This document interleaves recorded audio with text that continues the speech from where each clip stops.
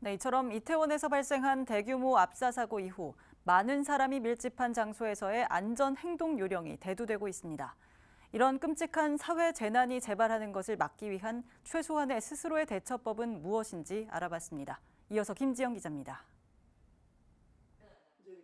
좁은 공간에 군중이 밀집한 경우 수많은 사람들의 힘이 밀고 당기면서 내 의지대로 몸을 움직일 수 없는 상황이 생깁니다.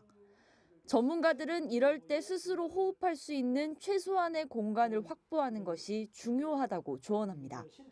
이번 이태원 참사 희생자들의 대다수도 외부 고압으로 인한 외상형 질식사인 것으로 의료진들은 추정하고 있습니다.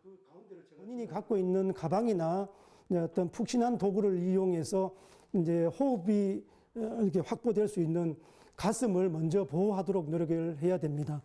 양팔을 끼고 디귿자형 빔을 만들어서 아마 15cm 정도의 공간이 확보될 겁니다. 이렇게 함으로써 지지대를 만들고 호흡 통로를 확보하는 것이 사고를 대비하는 이런 방법이 되겠고.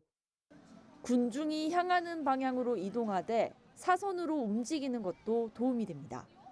미국 질병통제예방센터 CDC에서도 만약 넘어졌다면 옆으로 몸을 웅크린 자세를 취하라고 조언하고 있습니다.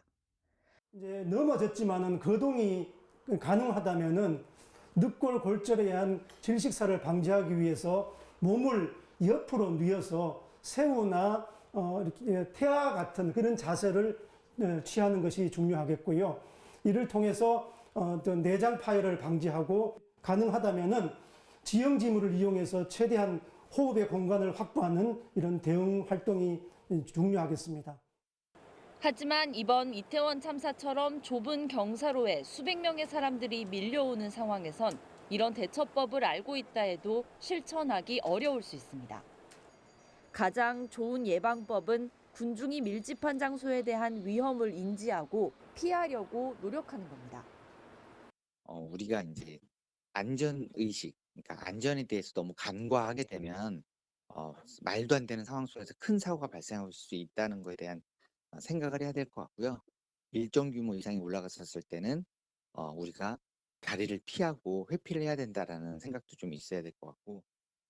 이태원 참사와 같은 끔찍한 사회 재난이 더 이상 되풀이되지 않도록 하기 위해선 위험에 대한 철저한 교육과 안전에 대한 시민들의 인식 개선이 강조되고 있습니다. BTV 뉴스 김지영입니다.